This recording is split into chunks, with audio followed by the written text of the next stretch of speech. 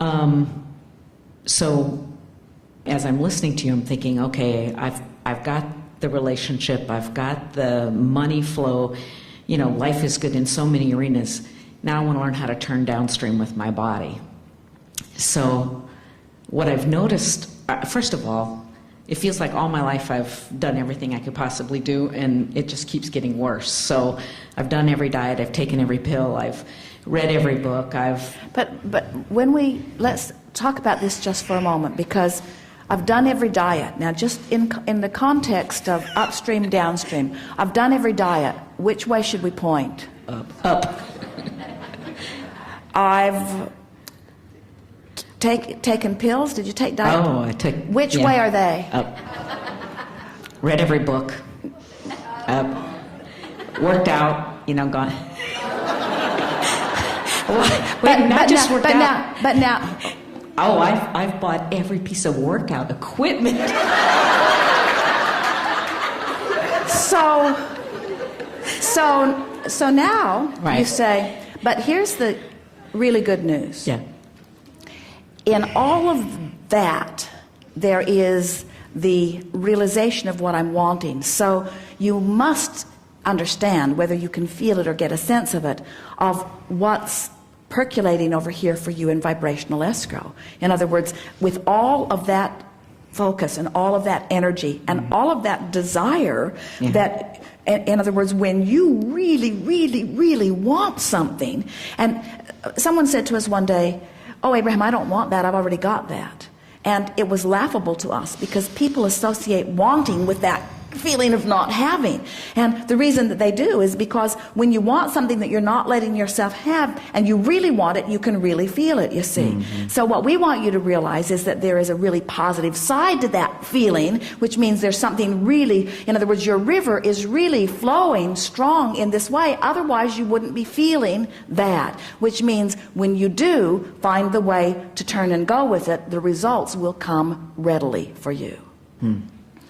You have to know that different people have different results from food, because you see people eating much more than you eat who are slender and in the body condition that they want. So you have to know, and you say, well, it's metabolism, we say blah, blah, blah, blah, blah. Whatever you want to call it, it is the energy balance in your body. And so it does not matter how much you do. If you're vibrationally pointed upstream, your doing isn't going to get you the results. That's why your metabolism is slow. That's why your body holds on to what you do not want. You're pointed upstream in it, you see.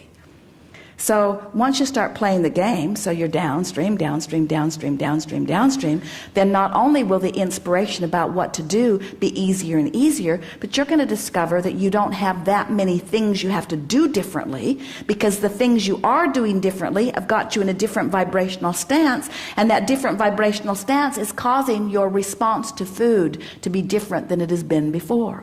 Your metabolism will kick up when you're pointed downstream. We're not kidding you.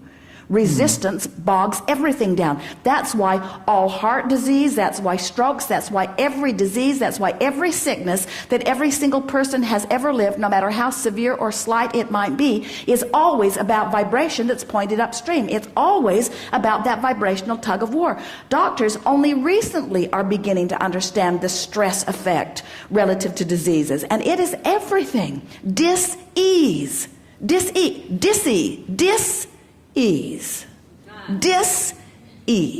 you see. Okay, but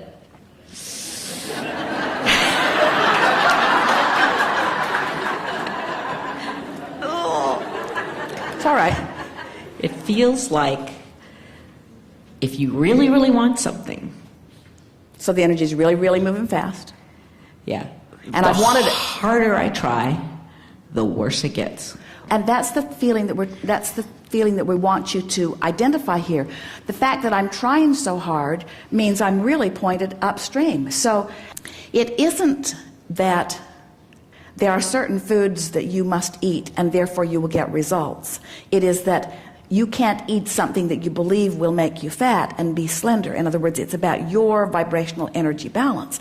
So as you start doing those things that you believe that you need to do, and you do them with ease, your resistance begins to resolve. And so then what happens is more ideas flow to you. People send you recipes. You find new products. You begin to get results. You begin to notice that the weight is coming off. You begin to get into the flow of it. You begin to feel better. Your energy increases. You want to move more. And then you get on the scale, which you haven't done for 30 days, and you say, wow, 15 pounds, and I wasn't doing any of that hard stuff. I was doing only the stuff that felt good, and look at the results I'm getting. And we say the results that you will get are because of your energy alignment. But so let's talk about the components of this process. What really is it? What is the getting out of debt process about? It's about using action to improve vibration.